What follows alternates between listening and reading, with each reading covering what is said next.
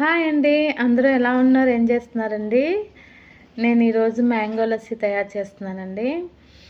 Next ఏంటంటే mango lassi నేను అల్ఫాన్సో మ్యాంగోలు మే నెలలోనే నేను అది పల్ప్ తీసి నెక్స్ట్ అది మ్యాంగో జామ్లా తయారు చేసి ఫ్రిడ్జ్లో ఉంచుకున్నానండి.